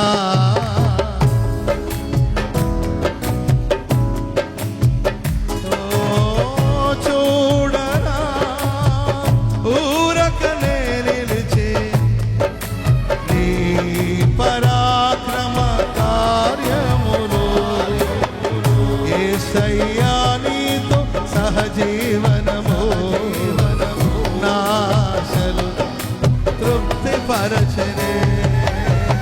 యేసయ్యా నీతో సహజీవనము నాశలు తృప్తి పరచనే. పాడనా మౌనముగా స్తుతి కీర్తన, దీర్ఘశాంతము నీ కాడిని మోయుచు. అందరూ నీ ప్రశాంత పవనాలు అణచెనే నా వ్యామోహపు పొంగులన్నయో. దీర్ఘశాంతము ఆడండి. నీ ప్రశాంత పవనాలు అణచెనే నా వ్యామోహపు పొంగులన్నయో. నా ఓదార్పు నీదివి నీవే, నా ఆనంద క్షేత్రము నీవే. ఓదార్పు నీదివి నీవే, ఆనంద క్షేత్రము నీవే. నా ఓదార్పు నీదివి నీవే, ఆనంద క్షేత్రము నీవే.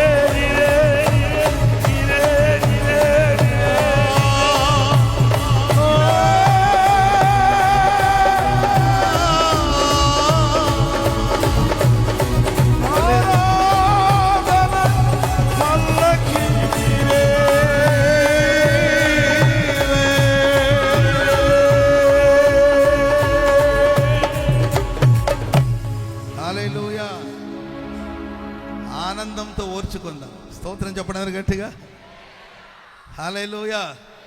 సంతోషంగా ఓర్చుకుందాం. శ్రమలైన, నిందలైన, బాధలైన, పోరాటాలైన. Praise the Lord. స్తోత్రం చెప్పడానికి గట్టిగా. అవమానాన్ని కూడా ఆనందంతో ఆహ్వానిద్దాం. స్తోత్రం చెప్పడానికి గట్టిగా.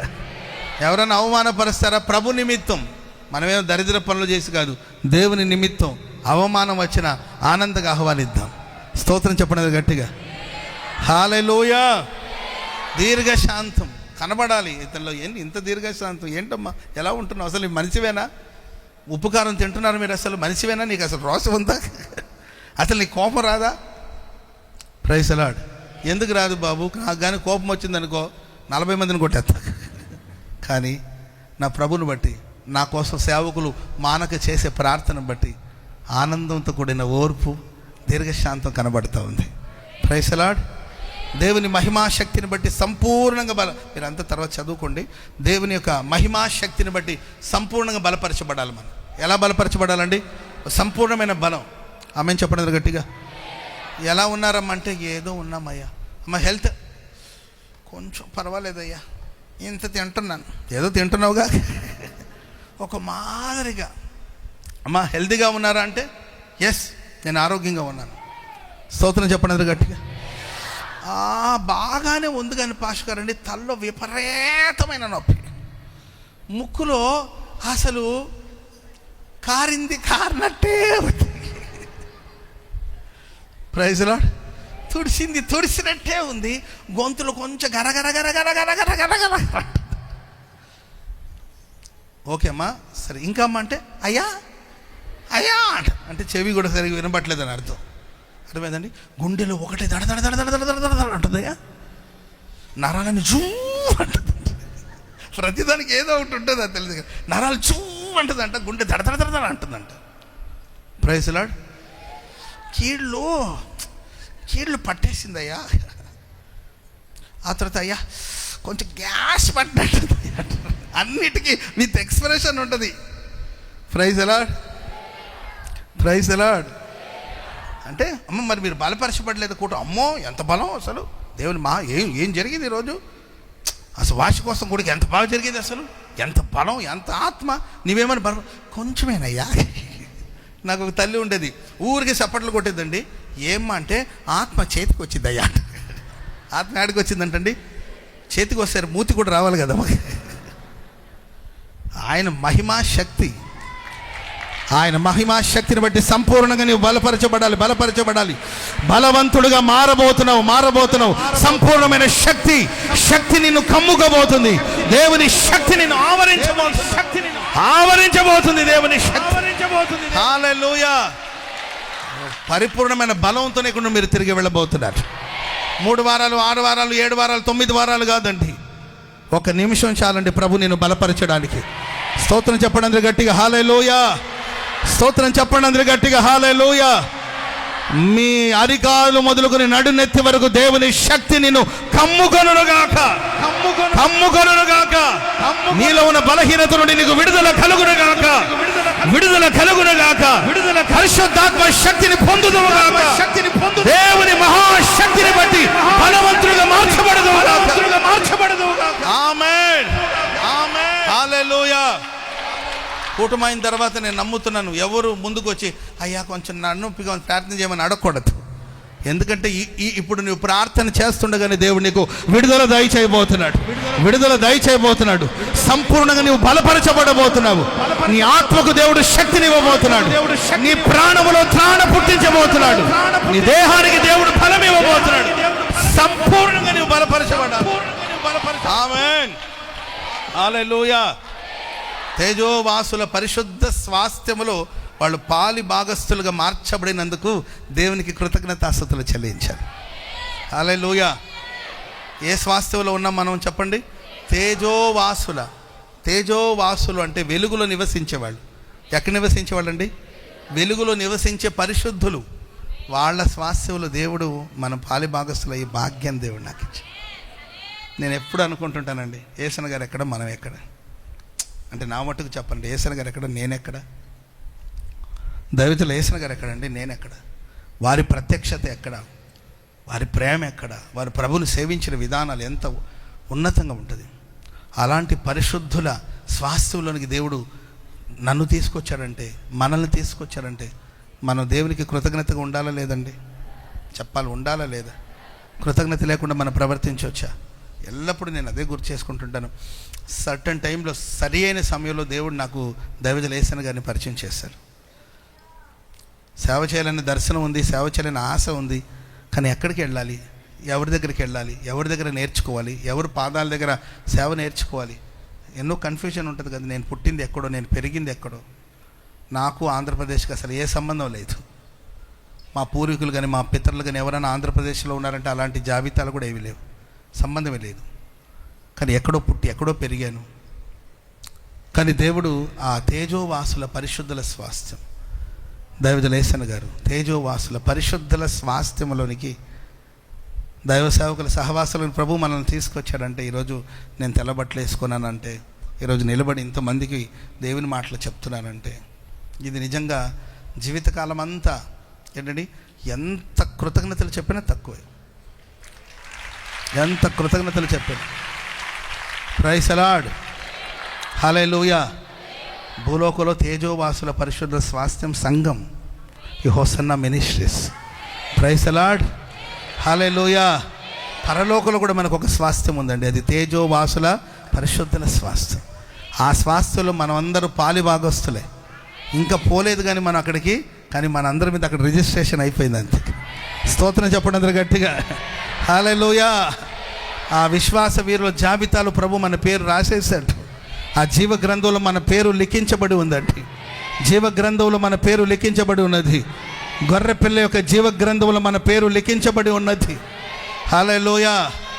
ఈ పరిశుద్ధ సహవాసంలో, ఆ తేజో నివాసుల పరిశుద్ధుల స్వాస్థ్యంలో దేవుడు మనల్ని పాలిభాగస్తులుగా చేశాడు గనుక మనం ఎల్లప్పుడూ దేవునికి కృతజ్ఞతగా ఉండాలి అని దేవుని బ్రతిమాలుకుంటున్నాడు పౌలు గారు. ఇవన్నీ సంఘానికి చెప్తూ దేవుని సన్నిధిలో ప్రార్థన చేస్తున్నాడు.